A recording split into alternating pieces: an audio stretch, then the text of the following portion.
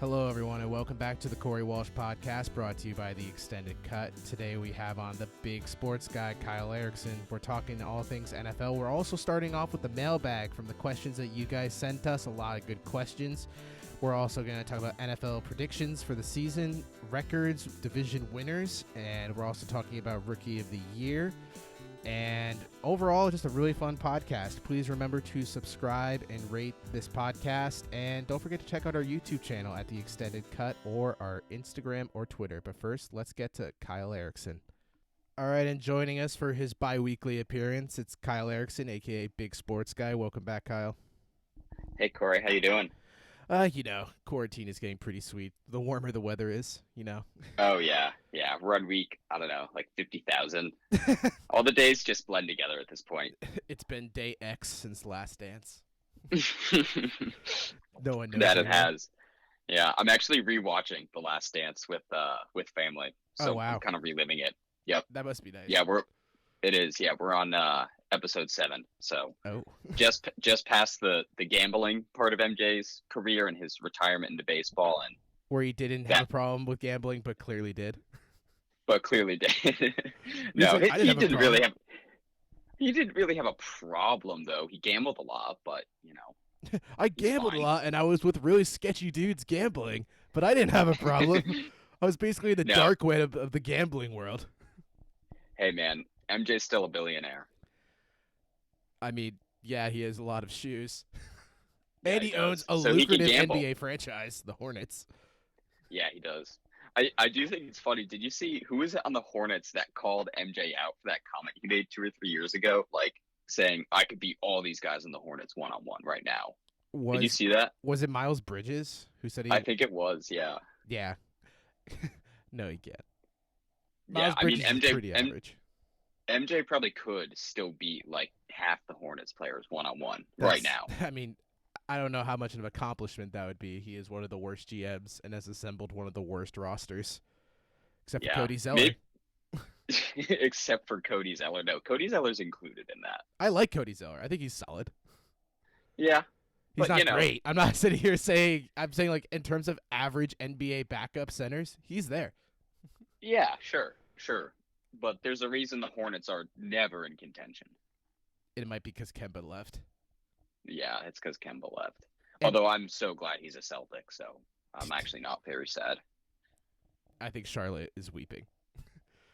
and telling Yeah, themselves I mean- that Devontae Graham and Terry Rozier are half of what Kemba is. Yeah. Well, I mean, Kemba's the only star player Charlotte's had in a really long time. Gerald I mean, Wallace. I can't think. Yeah, I guess. That's definitely I their last, guess. like, good player. Yeah, until Kemba. Until Ramon Sessions.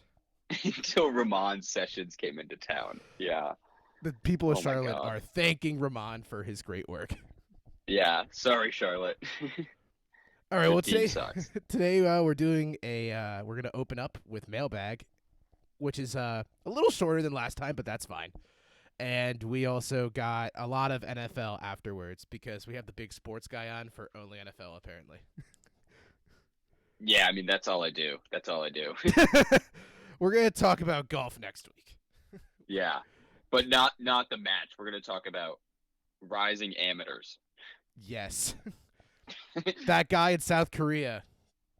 Yes. Yeah, why don't we talk about Korean baseball, actually? Have you been betting on Korean baseball? No, Kyle, because as a Oh. resident of Connecticut, I cannot legally.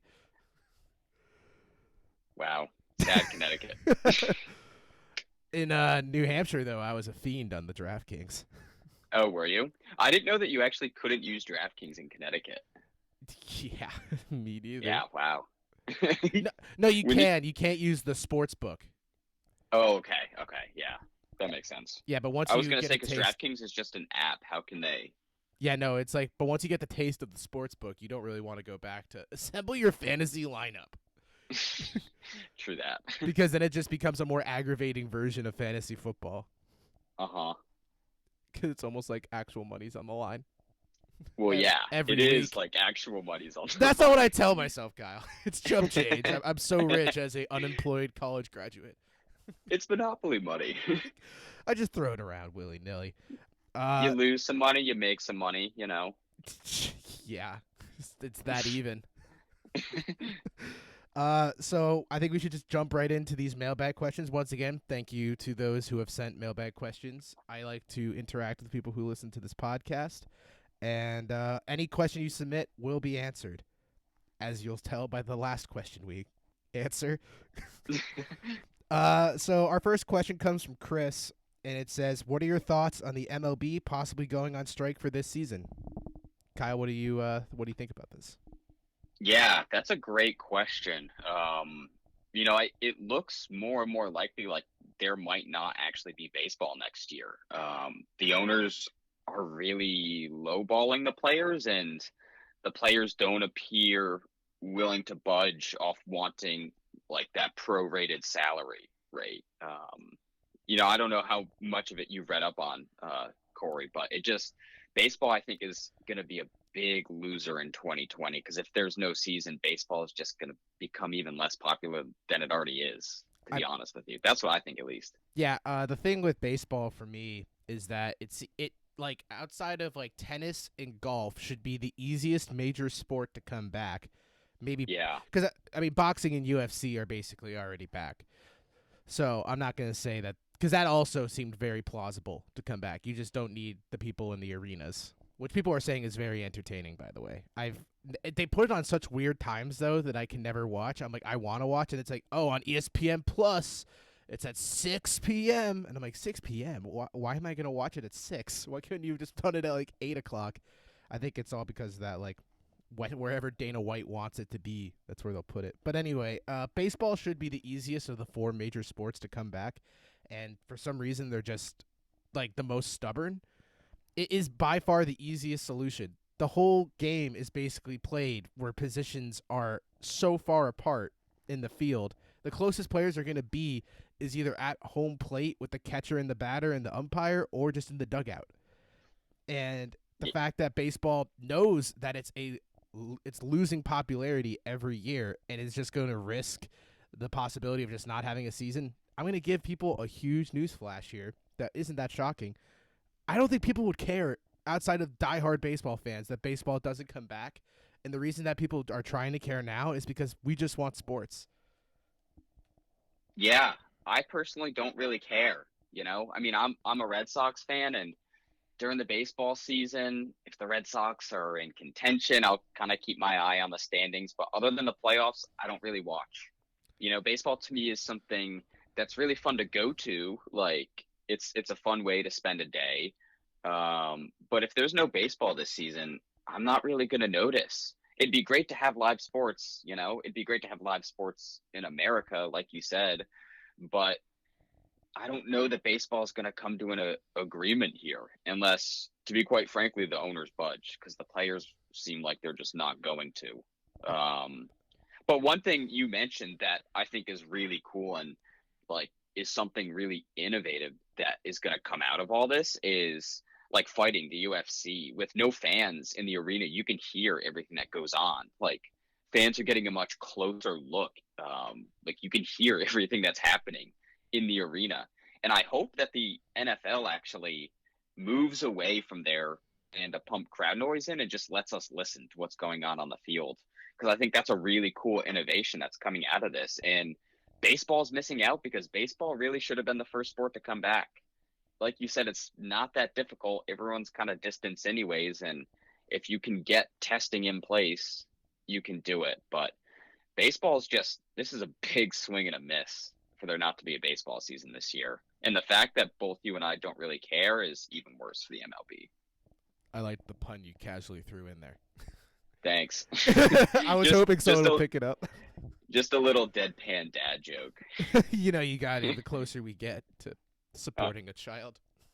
Yeah. Don't remind me, man. Dude, I wanna mow my lawn. I just want to mow my lawn, get up at 6 a.m., let the dog out, Read the paper. clean the pool, read the paper. Again, it's 6:30 in the morning. I know that my neighbor across the street will be doing the same thing. We'll give each other that simultaneous dad nod, being like, yeah. Hey, man. Hey, man. How's it going? How's the kids? All right, another question asked by Chris is, will championships feel tarnished since a lot of leagues had to split up the season into two? I think that's a really good question, and I think depending on what side your team is on in this way that the season decides to split, there's gonna just totally be like the zaggers that are like, yeah, the sport's back, but it doesn't count. But these are the same people that are like, oh God, it just has to come back. And I just think with sports, you're always gonna have people who like want to be the person that's against popular opinion. Yeah, that's a really good question. I think no, that championships won't be tarnished. And I think it's in part because everyone's going through the same thing. Like hockey's coming back in. Hockey's trying to have a 2014 playoff, right? I think Mm-hmm. that's what I saw. Yeah. Yeah. All 24 teams are going to go have to play under the same circumstances. All teams just had to take like a several months long break. So, we should be grateful that there were any sports on at all. It's going to be really entertaining to see hockey and hopefully basketball come back soon, and especially to see playoff hockey and basketball. I think every year there's things that you can say to put an asterisk next to a team's title. Last year when the Raptors won, everyone was saying, "Oh well, Steph's hurt, like KD's hurt. Didn't Clay get hurt too?" Or no, excuse me, Clay was hurt, not Steph. But like a year out, everyone still says, "Yeah, Toronto's champions." Like there's not an asterisk next to it. They still won. It's a good question, but I think people like the teams that win this year, they're champions. They're just as much champions as any other year. Yeah, no, I just see like people being like, so let's say in the NBA, they were rumoring group stage, but it seems now they're opting more towards play-in. Yeah. And like, let's say the Wizards in the East, they match up against, I don't know, we'll say the Celtics. And the Wizards beat the Celtics in a 7-game series. People would be like, I know that there's no real chance that would happen, but it's like you could just totally see people like being like, oh, well, the Wizards wouldn't even be in it if this was like a regular playoff. And this is just stupid that we threw them in. I mean, it's like all the basketball quote unquote traditionalists and purists, but these are also the same people who don't think the idea of hybridizing the playoff to be just 1 through 16 seed instead of just East and West is a terrible argument too, even though that would definitely play out for like much better games. Because let's face it, it's really entertaining to watch the Bucks play the Orlando Magic in a 7-game series and have it be 4-1. Yeah, no. I do wish that the NBA would. I really like that group stage idea. I did too. We had a whole podcast on it. Our last one with Jeremy was all about the possibilities for the group stage, and that aged so well. Yeah. Well, I mean, it was a great podcast, and it's I think a really cool idea, but it might be a little too like unique for the NBA to do right now. Is 1 to 16 on the table? Is that definitely a consideration? No, it seems I actually more haven't that been paying attention as closely. Okay, yeah. Because the 1 through 16 has always been kind of rumored for like the past few years, but I think Adam Silver doesn't want to be too drastic in what he decides to do to bring the NBA back. He's not going to be like, let's bring it back and let's spice it up entirely. Because that, again, would lead to Chris's question. I think a lot of people would view it with an asterisk. Be like, it was a completely different format. Right. And yeah, that's why the group stage would have been like a step too far. But, I think the NBA can come out of this crisis stronger than ever. I kind of hope that, like, as a result of having to play the season so late, that they don't start next season until Christmas Day. Because that kind of does just feel like the start of the NBA season anyways. But we'll see. Everything's up in the air. I feel like these things change week to week. Yeah, the NBA, though, is definitely the most proactive, and MLB could take a few notes, going back to the first question, on how to actually want their season to continue. Yeah, and the MLB should also take a note from the NBA and NFL and NHL and let everyone use their content and post it online. We can't do that right now. It sucks, MLB. You're missing us. Yeah. Yeah. Don't worry, though. They got the 90-year-olds who really liked Lou Gehrig. Yeah. I mean, they're definitely a great audience for the long term. They have a longevity that the MLB could cash out on for years. Right. Dude, yeah, I really do wonder where baseball is going to be in like 20 to 30 years from now. because they're just missing our demographic They're missing like and people older than us they're missing like and the people older fun than them. and like the youth movement of sports in general. Yeah, and just like the more entertaining part of sports. They realize by them being less and less popular that the only people who are really going to want to play baseball are like people who really like need to in order to like make a living. Because Yeah, it's not going to be people who enjoy the game anymore because people are going to grow up. Like look at youth soccer. Like soccer is a massive sport worldwide, but youth soccer is the only time that kids actually play soccer. Most of the time they're forced to play it. And look how the MLS is a terrible league overall. That's what the MLB is basically heading towards because as less kids want to play baseball because it's not the cool sport like the NBA and the NFL and hockey are, it's just going to slowly dwindle and then probably die. Yeah, and I think soccer too. I mean, personally, I like soccer more than baseball right now. And like that wasn't always the case. Like growing up, I feel like baseball was seen as like this big sport. And like, my grandfather like is a huge baseball fan. He still is like one of the, those whole people who watch all the Red Sox games on a regional channel. Like he'll sit down every night and do that. But I feel like that crowd is just, I don't know, it's becoming smaller and smaller. And soccer to me is just like, it's more entertaining. Like to play soccer, like you just need to be a better athlete. Mm-hmm. You know what I mean? Baseball, it's not. How dare you? I don't know. Bartolo Colon Yeah. is the pinnacle of health. The definition of optional off-season workouts. All right, next question here we got is from Sam, and he asked, "What are your favorite batting stances ever?" Well, as we said, we're both huge baseball fans.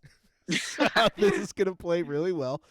The one that always comes to mind when you think of MLB batting stances is obviously the uke, and I am not a Red Sox fan, but that is obviously like one of the most, like, it stands out.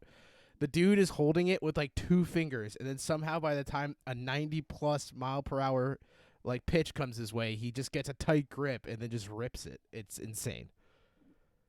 Yeah, and actually growing up, I did like the Red Sox, so I used to watch Kevin Youkilis. Especially when the Red Sox made their World Series runs, and he has the most distinguishable stance. He just kind of like waddles, And he just holds with two fingers. Yeah. I think my favorite batting stance is David Ortiz, just because when he walked up to the plate, he looked like a bear, and you knew in the postseason if the Red Sox needed it, he was gonna go yard. It's just like when I see Big Poppy come up to the plate, it's the most intimidating, like forceful batting stance. So David Ortiz, the GOAT. All right, and our last question here is comes from Ian. And for those who don't know, Ian is our co-host every other week. And Ian asked, "What are some tips on getting bigger shoulders with at-home workouts?" Great question. First off, you obviously need to buy some creatine because there's no way you can get a traditional gym workout in the way that things are today. Take it from me, who is probably one of the most yoked people on the planet. That I didn't get these weak arms. I didn't get these bulky arms from just sitting around and playing Wii bowling. All right? It's very obvious you take that and then you do what the traditional farmer would do. And you would take some gallons of milk and start heaving them shot put style in your backyard at least 30 times before and after with a little creatine. And I can tell you in no time that your shoulders will be the size of basketballs. That's great advice, Corey. That's really good advice. I like to add to it laundry detergent. Take as many jugs of laundry detergent as you can find. Find a wall, hang off it, and do a couple lateral raises. Ooh. Do a couple of those numbers on top of the 30 throws. Ooh. Right.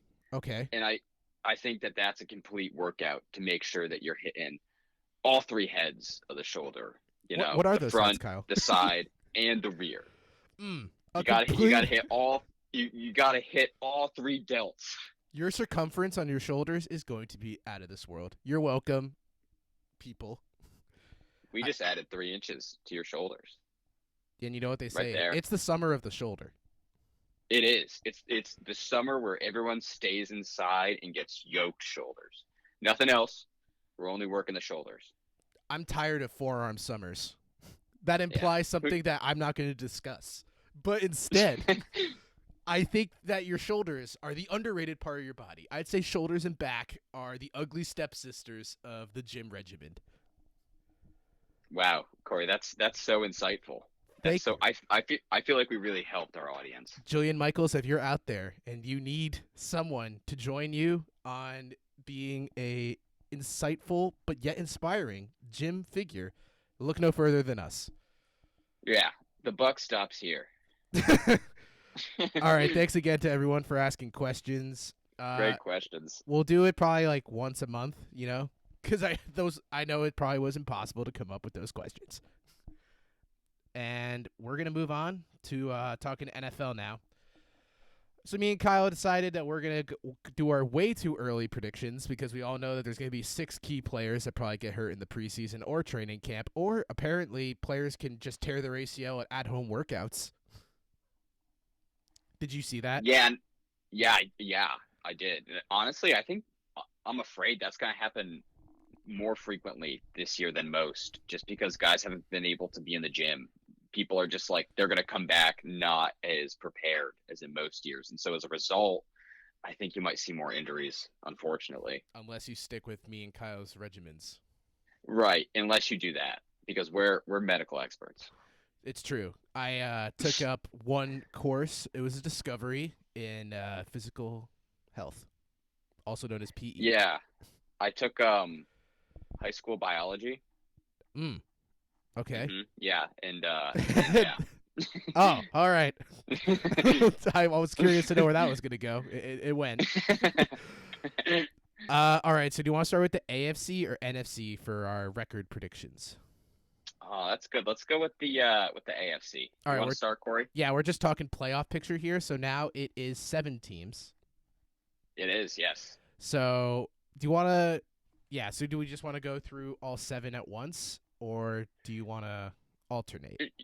How about we do you want to pick division winners? Then we can choose our 3 wild card teams. Yeah. Okay. So I have tied with a 13-3 record, both the Ravens and the Chiefs. I have the Ravens 3 losses being the Chiefs, Pittsburgh, and Cleveland, because I think Cleveland's just one of those games at the end of the I think the divisional games are just really hard. I think it's more likely than not that they're going to split. And then with the Chiefs, I have their 3 losses being to Buffalo, 1 to Denver, and then 1 to New Orleans. And then 11-5, I have the Buffalo Bills, who do a 2-2 split with the Finns and Pats, and then they also lose to Seattle, Pittsburgh, and San Francisco. And then the Colts, I have winning the AFC South, with their losses being at Minnesota, the Ravens, the Texans, the Titans, Pittsburgh, and Green Bay. Yeah, that's spot on. I have the exact same division winners. I have a little bit different records for them. I think the Ravens are going to be the 1 seed. I think they're going to win 12 games. The Ravens have the easiest schedule in the NFL. They have the least amount of travel to do in the NFL. And they're largely returning their roster, and I think they're probably going to take a step forward. Lamar will be in year 3. Mark Andrews will be in his 2nd year playing with Lamar full-time. Hollywood Brown looks terrific. I don't know if you've seen what he's been doing this offseason, working with Lamar. I do think that defenses will be better prepared to slow the Ravens down next year, but none of that matters when you actually have to tackle Lamar Jackson. So I think the Ravens will be 12-4, and I also think the Chiefs will win 12 games. I think the Chiefs got even better, to be honest with you. They're returning nearly all their starters last year from the Super Bowl run. And on top of that, they added Clyde Edwards-Helaire, who I think was one of the best running backs in the draft and will fit perfectly with what Andy Reid wants to do. I think the Kansas City Chiefs are going to be really dangerous. And yesterday, who knows if this is actually true, but Tyreek Hill tweeted out that he has only 1% body fat. And he's been doing hamstring exercises where he's on the ground and they're like, he goes all the way to the ground and lifts himself back up with like a 35-pound plate in front of him using just his hamstrings. It's incredible. Yeah, Corey, I mean, he gets people yoked. I think the Ravens and the Chiefs are the two best teams in the AFC. After them, I have the Colts and Bills also winning their divisions, the AFC South and AFC East. I think the Colts are going to be really great with Phillip Rivers next season. The Colts last year had one of the best offensive lines in football, according to PFF, and they're going to have one of the best O-lines again in 2020. Their backfield got even more explosive by adding Jonathan Taylor. And I think Rivers has one more good year in him. I think if he can be kept upright and he can limit the turnovers a little bit, the Colts can be a really good team.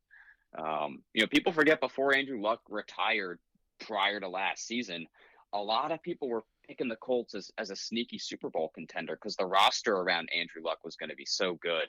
Mm-hmm. And I also just think Frank Reich is a terrific head coach. So Yeah. I'm picking the Colts. And then as the fourth seed in the AFC, I'm going to go with the Buffalo Bills. The time that, for the Patriots to win the AFC East, it has come and passed. Their dynasty run is largely over. And I think the Bills are a really good football team. I still have questions about Josh Allen. He's just not a great passer. You take that back.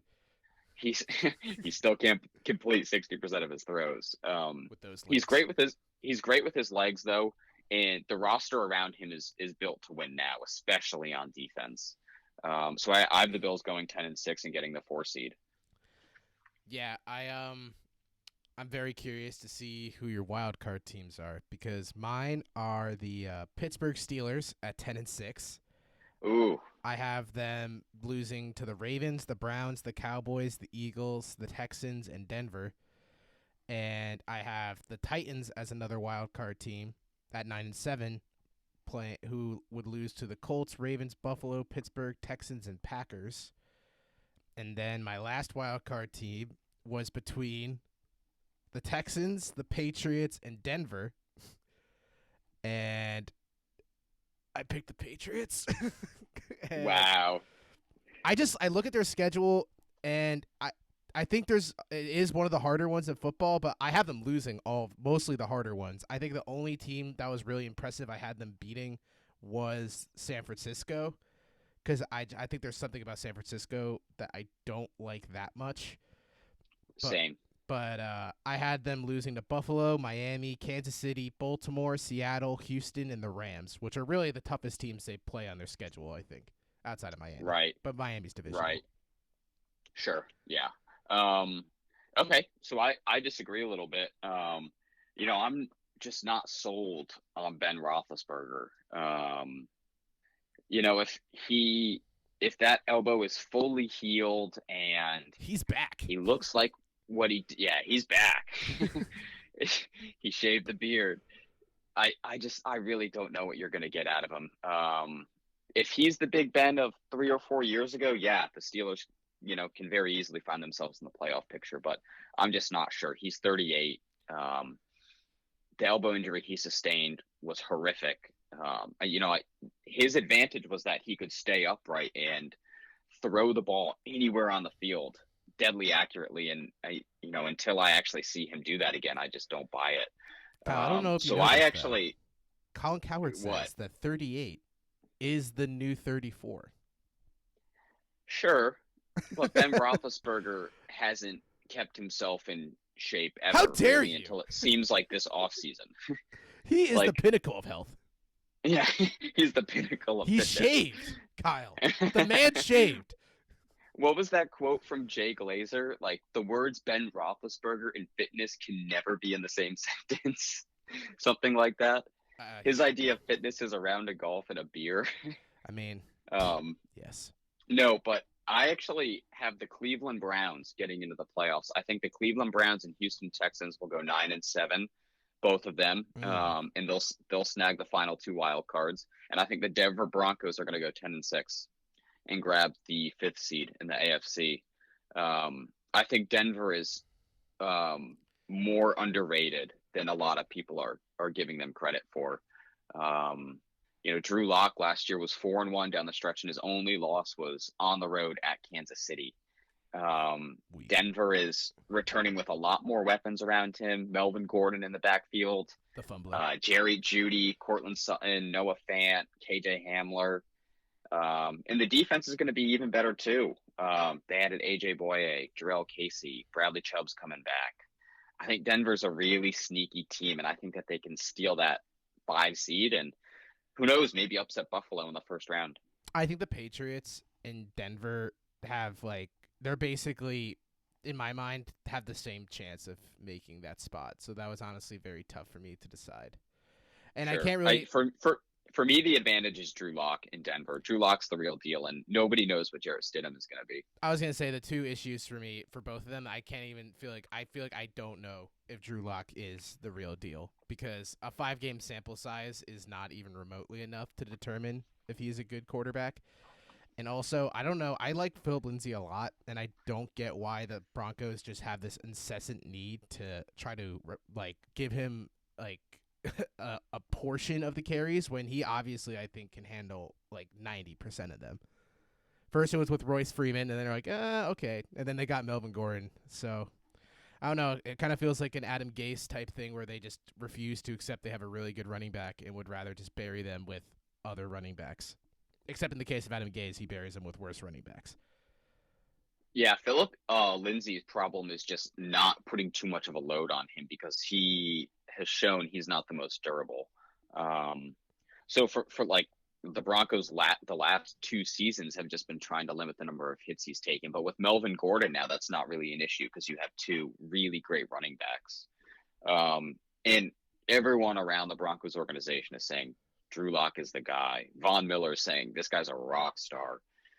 If he didn't get hurt in training camp and miss the first, 10 weeks of the season, he would have been the starter a lot earlier. And I think the narrative would have been a little bit different.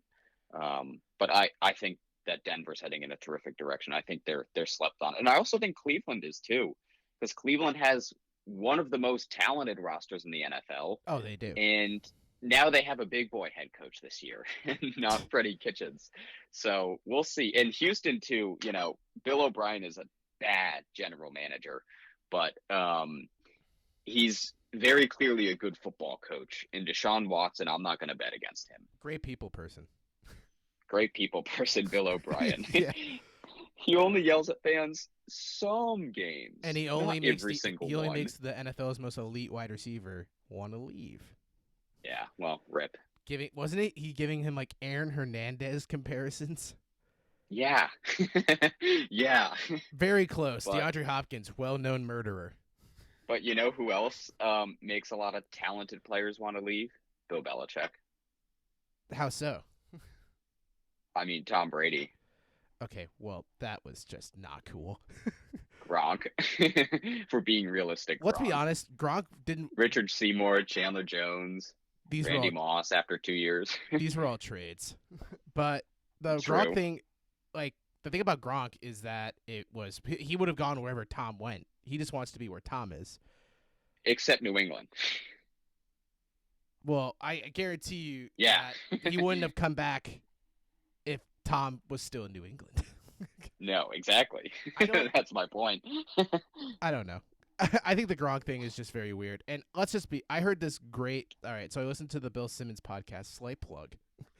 And this person brought up how they felt that the Lakers, remember that Lakers team with Kobe and Steve Nash and Dwight Howard, and everyone thought that was going to be great, and then they realized age isn't just a number.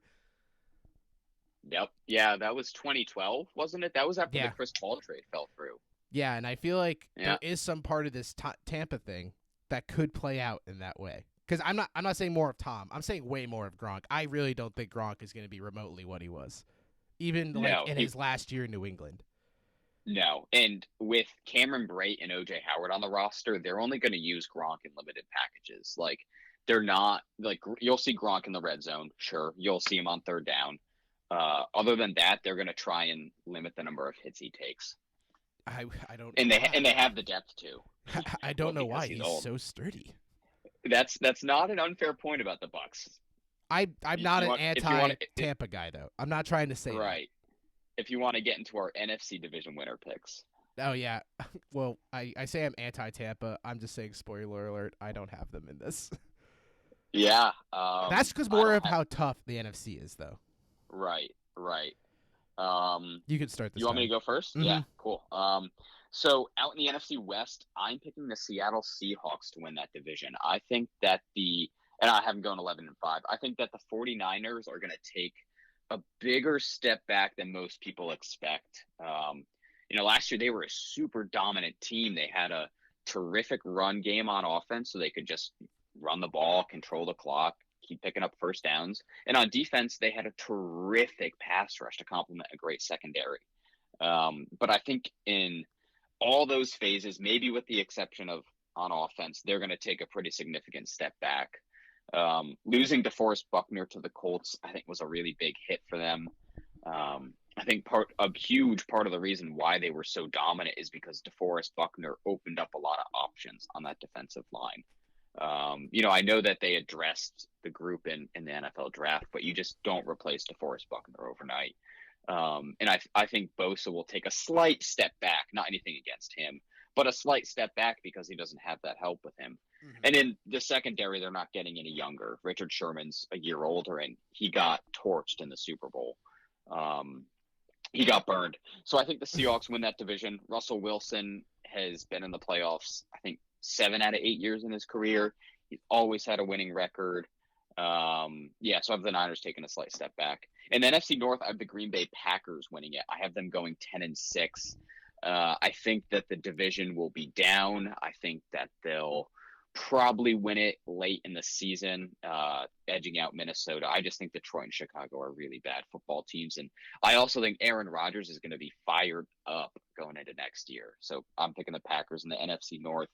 In the NFC South, I think the Saints win that division. I have the Saints going 12-4. The Saints are loaded again. They should have been the 2 seed last year. And they added Emmanuel Sanders to their roster. Drew Brees, if he can stay healthy and, the Saints don't have to rush Taysom Hill in there or put Jameis Winston on the field, God forbid. I think that the Saints can make a legitimate Super Bowl run next season. So I have them winning the South. And then out East, I have the Eagles winning that division. I think the Eagles will win that division at 11-5. I'm on the edge between 10 or 11 wins for the Eagles, but I think that they're better than Dallas. They're certainly better than Washington and New York. And I think they'll be improved off of last year. They added Darius Slay in the secondary. They did get Carson Wentz wide receiver help, maybe not the receivers Eagles fans wanted, but he's getting good receiver help. Alshon Jeffrey and Deshaun Jackson are back, and hopefully they can stay healthy. But I think Carson Wentz is a really terrific quarterback. I think he's still a little bit underappreciated. And I also love Doug Peterson, so I'm picking the Eagles in the East. Yeah, we have mostly the same here. I have the Saints being the 1 seed at 13-3, with their losses being against Tampa, Atlanta, and San Francisco. I think the Saints are still the best team in the South. I don't see how anyone can really argue against it, except for those who are drinking the Tom Brady Kool-Aid. And I think that the Cowboys are going to show, this will be the word of the year, that the Cowboys actually will be a decent team. I think they're going to go 12-4. I think they're going to lose to Baltimore, Philly, the Giants, and Minnesota. I think the Cowboys Are you serious? Yes. Wow. Hot take. The Cowboys going 12-4. I think this team is I think they have the Brown syndrome where they're just extremely talented, and it just came down to needing a new coach in the room. And I think adding Mike McCarthy is a very boring move, but on paper, Mike McCarthy has had great records with the Packers for many years. And I think McCarthy was a good hire. But I think that this team is very talented on both sides of the ball. I mean, they made their wide receiver core even better. They have Zeke. So, they have Dak, who is going to hopefully be as good as he's always been, but people still underrate him. And obviously, Dallas has a really good defense, too. Who doesn't love Leighton Vander Esch? Anyone. The next coming is Zach Thomas. And I think that the Cowboys are going to prove the haters wrong this year and actually be a good football team. I like how that's the Wow, line that has to be set. yeah, that's the hottest take I think in this podcast history. The Cowboys winning 12 games. And then I have the Packers going 11-5. I think that they will lose against Minnesota, New Orleans, San Francisco, Philly, and Tennessee. I think this is going to be more of the same of what we saw last year because the offense is basically the exact same. I'm sorry, they added a power running back into the rotation, so that might be a little different. And Jordan Love's on the bench too. Don't count out that production. Yes, you're right. That's going to produce huge for them this year. It's going to make Yes. Aaron Rodgers film twice the amount of State Farm commercials. Yes. I think, I don't see the team really changing that drastically at all. I mean, it's a good football team. I think the second year with Matt LaFleur is going to produce. I would be very shocked if this team is not the same narrative we saw last year. Great defense, trying to keep Aaron Rodgers from throwing less touchdowns probably. I guess they're going to try to make that narrative happen. They'll be like, see, he's in a decline, even though we run much more and have terrible wide receivers outside of Devontae Adams. And this will be Adam Lazard's big year. Go big or go home. And then I have the Seahawks winning, going 10-6. I have them losing to Dallas, San Francisco, Philly, Atlanta, the Rams, and Minnesota. I think the Seahawks team is the best. I think Russell Wilson is the best player in this division, and he has proved year in and year out that they're going to just be slow starters and excellent finishers. And let's just face it. I mean, if the Seahawks start the season 2-2 for the seventh year in a row, and people are just going to be like, I knew this would be the year that they don't really have a defense, and Russ only has Tyler Lockett, and it will just happen again. They're going to win the division. Yeah. It is so crazy that it's no O-line, no defense, Russell Wilson and Tyler Lockett. And they're still going to win 10 or 11 games. Except Chris Carson's very underrated, and Rashad Penny definitely came into his own last season after everyone being like, why the hell did they pick Rashad Penny with their first-round pick? Yeah, fair. Yeah. Yeah, they do have two solid backs. Yeah, so I think the Seattle team isn't depleted. It's definitely not the worst team Russell Wilson's had, but it's definitely not a team that should win the division, given how tough the NFC is. Yeah, agreed. Who are your wild card teams then? I have Minnesota as my first wild card team, going 11-5. I have them losing to Green Bay, New Orleans, Tampa Bay, Tennessee, and Chicago. I have the Eagles as my second wild card team. So I think the Eagles are good like you do, except I think they have a weaker team overall than Dallas does, especially on the offensive end. I think that the Eagles are a glorified version of the Seahawks, where their offense is lackluster outside of their quarterback. I do really like Miles Sanders, though. And Alshon Jeffrey, to me, has always been like just a name. I feel like his name doesn't go with the production that he's had. Everyone remembers like Chicago Alshon Jeffrey. We have not seen that form of Alshon Jeffrey, I think, in Philly ever. And Deshaun Jackson is coming back, but let's not forget that Deshaun Jackson's 33 years old, and his entire game is based off speed. I don't think with age you get faster. And Jalen Reagor is obviously a huge question mark. I would say their best receiving target is definitely Zach Ertz, and I would honestly say their second best target is definitely Dallas Goedert. And I think that the Eagles struggled last year with secondary. They obviously addressed it, added one corner but let's not forget there was a point in the Eagles season last year where they were struggling to find corners and only had 3 at one point during the season on the roster. And I think the Eagles are still a very good team, though. I think they're very talented, very good coaching. I think Carson Wentz is a good quarterback. I think this will be the make or break year for Carson Wentz because him and Dak Prescott have this similar issue where they both can't seem to win against above 500 teams. In the case of Carson Wentz, I would say that's kind of weird because the Eagles have been very good under Carson Wentz. You'd expect them to win more games against top teams in the league. And the last team I have in the wild card is San Francisco at 10-6. San Francisco, I think, is going to have a Super Bowl hangover, but I don't think it's going to be so bad that it kicks them out of the playoff picture. And I have them losing against Arizona, the Rams, the Seahawks, the Patriots, Green Bay, and Dallas. Interesting, yeah. So my three wild card teams in the NFC, a little bit different from yours. I also have the Niners as a wild card team. I think they'll be a 9 or 10 win team next year. But like I said, losing DeForest Buckner is big, and they're not bringing back the same running back core that they did last year. They're going to be less talented. Um, nonetheless, though, Kyle Shanahan's a really creative coach, especially with the run game with blocking schemes. But outside of that, I look at the roster and I think, what do they have? They have a below average quarterback in Jimmy G. They have an aging secondary. They just lost a lot of playmakers on that defense, which was why they got to the Super Bowl in the first place. So I think the Niners take a pretty big step back next season. And I think that whoever they face in the first round, they're going to get bounced. Unlike you, I do think the Buccaneers are going to get into the playoffs.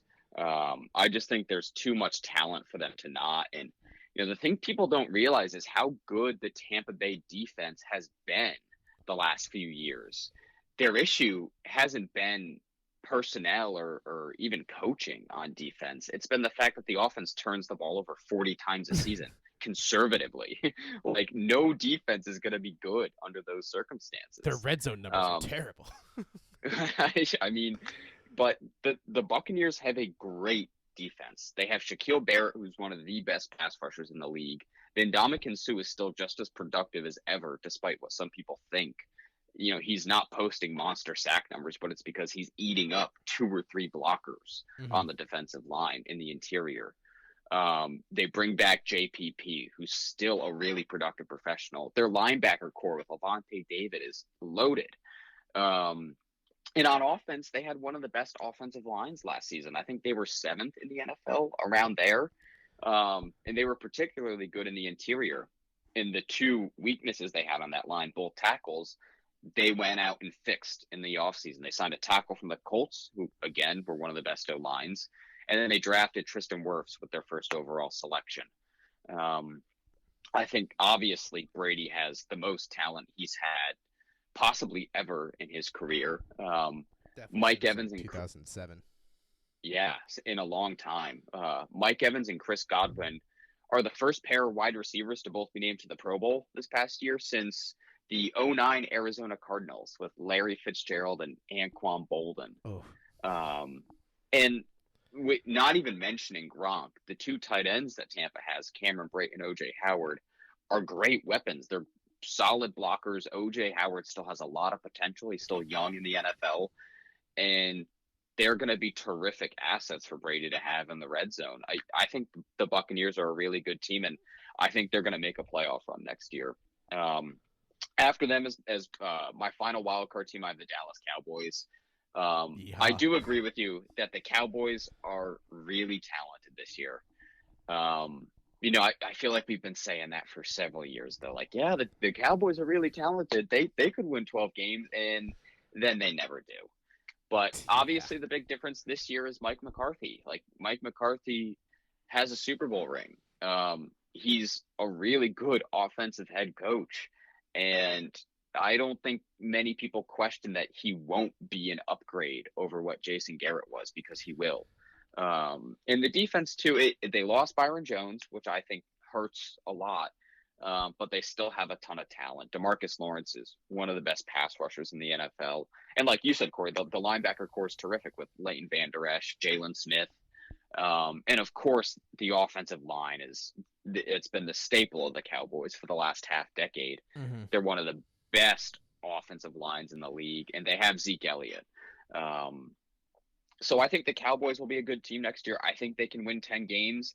I have them at 9-7 right now just because they haven't done it. They haven't won more than 9 games, I don't think, in a while, at least several years. But I think that they can sneak into the playoffs and that they can be a dangerous team once they're into the postseason. So, yeah, the Niners, Bucks, and Cowboys are my 3 wildcard teams. So I just thought it was like quick power rank idea in my head. What if you had to power rank these 3 quarterbacks, not based on potential, based on how good you think they are now, where would you rank Jimmy G, Dak Prescott, and Carson Wentz. Wentz 1, Dak 2, Jimmy G at distant 3. Oh no, distant 3. Where do you rank them? I think I like Dak more than I like Carson Wentz. Do you? Yeah, I that's fair actually. I mean, my issue with Wentz is just injuries. Yeah, that you know, I'm just assuming both guys are playing like who's more talented. I think who's more talented is Wentz. yes, that is how I feel too. I think this, like, the way that quarterbacks are like viewed now, we like kind of like, it's like Sam Darnold. Like, we're giving Sam Darnold this, like, oh my God, Sam Darnold is great, and I'm like, based off of I'm what? not saying that actually. I don't agree with that. A lot of people do. Did you see like that ESPN Yeah. thing where they power ranked like the 4 quarterbacks in the AFC East? Like, which one would you have? And I'm like, this is the dumbest segment ever. 1, Jared Stidham and Tua haven't even played a single game. 2, Fair. Josh Allen is like just there. and 3, Sam Darnold is like all Mike Greenberg likes talking about. Well, yeah, just the Jets fans haven't had a lot to root for. You know, Greeny can say what he wants. They haven't had much. They've had Darrelle Revis, and you know, they used to have Chad Pennington, I guess. They had LaDainian Tomlinson for that crisp few seasons. Yeah, they did. Sean Green. Man, there's been a lot of talent on the Jets. San Antonio Holmes past his prime. Yeah, after he won his Super Bowls. And then brought that championship Overpaid. culture to anyway. Yeah, so I guess the one we're going to close this out with is Rookie of the Year. Our prediction for Offensive Rookie of the Year, I guess I should say, because it does split. So for the past 10 years, Kyle, I don't know if you know this, it's either been a quarterback or running back outside of 2014, which was OBJ, because since 2010, it's been Bradford, Newton, RG3, Eddie Lacy, Odell Beckham Jr., Todd Gurley, Dak Prescott, Kamara, Saquon Barkley, and Kyler Murray, which should have been Jacobs. No, I like Kyler as the pick. Kyler was good. I don't think he was as good as what Josh Jacobs was for Oakland. Josh Jacobs stepped in and was great right away. I'll give you that. I think I Kyler just Murray's love a Kyler's huge... potential, though. See, this is the quarterback thing. Again, Kyle, you walked right into it.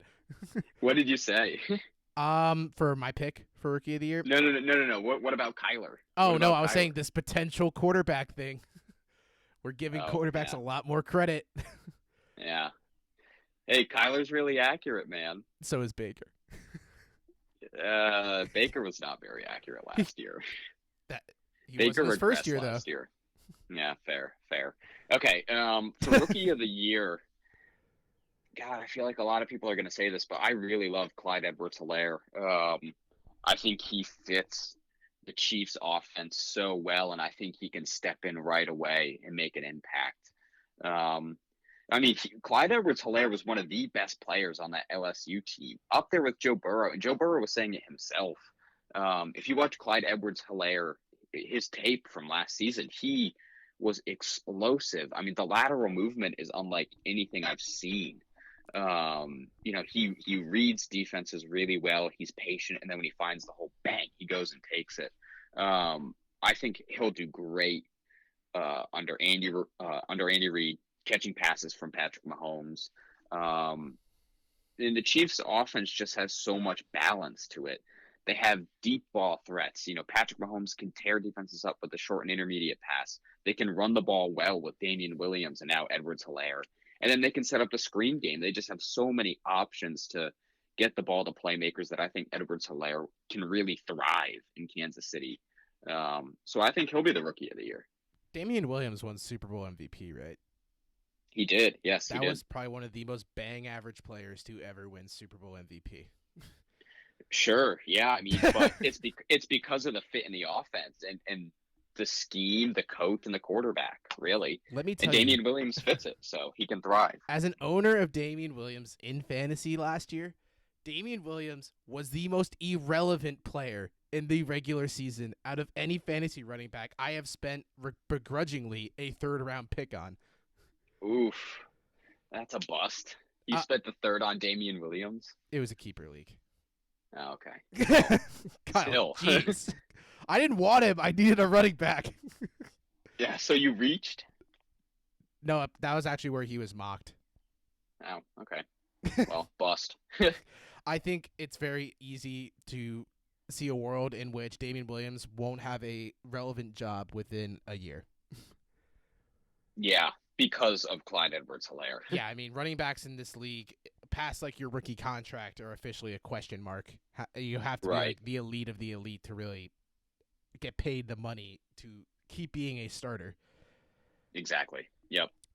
So I don't know if you saw the odds that Vegas has on the rookie of the year. The obvious favorite here is Joe Burrow with 250. Edwards-Helaire is the second favorite at plus 800, tied with Tua. And then DeAndre Swift and Jonathan Taylor are fourth and fifth. Interesting. I don't know what like drugs the people in Vegas are on, but if there is a world in which Matt Patricia can produce an offensive rookie of the year, I would love to see it. Yeah, I would too. I think it's just more that it's a really talented running back who's in a situation where he can play. But I don't know if I would. Yeah. Oh my God. I don't know if I'd put my money on DeAndre Swift. Jonathan Taylor is more intriguing to me.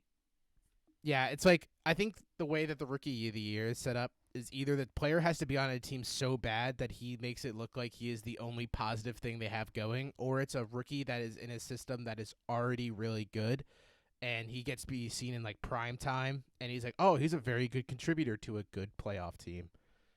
Right. And that could be Edwards-Helaire. And I think in the same way that could be Jonathan Taylor splitting with Marlon Mack, which I don't get why they drafted him when they have Marlon Mack. But Well, the thing with running backs is, like you said, after their rookie contract, nobody knows. Like, it's just such a brutal position to play that teams always are looking to draft depth, especially the Colts, who are looking to make a Super Bowl run this year because they think they're contenders. yeah. Yeah. Then after that, these are the last ones I'll say, is Jerry Jeudy in Denver with plus 1,300. Yeah, that's interesting. CD Lamb in Dallas with plus 1,500. That's also interesting. And J.K. Dobbins and Henry LaRuggs close it out with plus 1,600 for Dobbins and plus 1,800 for Ruggs. I can tell you right now, Henry Ruggs is not winning that award because John Gruden wants Carr to not be relevant whatsoever. Yeah. Well, it's just a list of a lot of playmakers. I can see J.K. Dobbins fitting in really well in Baltimore. I can see CD Lamb having an 1,000-yard season with Dallas, which would be crazy for a rookie, but I think it's possible. Jerry Jeudy could too. We'll see. The wide receivers, especially that came in this year, are super talented. Yeah, they make up a lot of Vegas's top picks because they also included Mims, Raygor, and Jefferson in that list. Yep. And somehow Justin Herbert, who I doubt will even play 10 games. That's a joke. Okay. I'm not gonna move on from Herbert. I picked CD Lamb to be CD Lamb to be my favorite. I mean, this just goes like this ties into if Dallas plays well. I think CD Lamb will be a huge reason as to why they do. I mean, they already have a very talented 1-2 punch with Cooper and Gallup. I think CD Lamb has a way higher ceiling than Gallup, and I think he'd be like an insane one. Like that would be like two. If CD Lamb plays to his potential, would be like basically two wide receiver ones being on the field at the same time. Right. Also with Michael Gallup on the field at the same time. Yeah, and that offensive line in Zeke. It's a really talented offense in Dallas. There's a part of me that feels like CD Lamb could suffer from Calvin Ridley issues, though, where we thought Calvin Ridley being with Julio, we're like, oh my God, this is going to be insane. Atlanta has two top wide receivers, and I think people need to start selling on the idea that Calvin Ridley is not that great. Yeah, unfortunately, I don't think Calvin Ridley is what he was like hyped up to be coming into the league. I mean, I don't know what impact though playing with Julio Jones had. I think possibly the fact that Calvin Ridley struggled to see the field may have played more of an impact. Because I mean, Mohamed Sanu was ahead of Ridley for a while on Atlanta's depth chart. Sanu. He's still on the Patriots, right? He didn't also leave with everyone else. No, he didn't leave with Brady and Gronk. Oh, okay. You know, this just feels like unnecessary battery. Yeah, yeah. Just had to get one more jab in at the Patriots. You know, someone's got to. No, but I think CeeDee Lamb will do well in Dallas, so I'm with you on that. All right, Kyle, you got anything coming up this week with the big sports guy? Yeah, check out bigsportsguy.com, big with two eyes. I'm going to be posting a couple more blogs this week, looking ahead to next season. So be on the lookout. Also follow me on Twitter at big_sportsguy for more updates. If you follow the Extended Cuts Twitter, you will see that we constantly retweet his stuff because it is that good. Thank you, Corey. Yeah, the Extended Cuts great. Excuse me. Follow them too. Follow the Extended Cuts Twitter, Instagram, and check out the website. You're doing great work, Corey. Oh, thank you. You're welcome. Anytime. And you'll see on our YouTube channel that me and Kyle will start posting workouts. Yeah, we're gonna start showing you how to get these yoked shoulders. All three portions of the shoulder. All three heads. You got to hit all three heads. We'll show you the technique, of course, to the toss that Corey explained. We'll show you everything. It's all gonna be there. Just it's all gonna be there. Don't worry about it. The Extended Cut on YouTube, right, Corey? Oh yes. Yep. Check it out. All right, Kyle. Thanks for coming on, buddy. Thanks, Corey. Appreciate it. Bye. All right, thanks to Kyle, aka this big sports guy, for stopping on by, talking all things NFL and mailbag. Thanks again to everyone who sent a mailbag question. It means a lot that you guys like the podcast and want to be a part of it yourself. And we will always be ready to answer your questions. If you like these podcasts, please remember to subscribe to wherever you're listening from and check out our YouTube channel at The Extended Cut or Instagram or Twitter. Thanks again, guys, and we'll see you next Monday.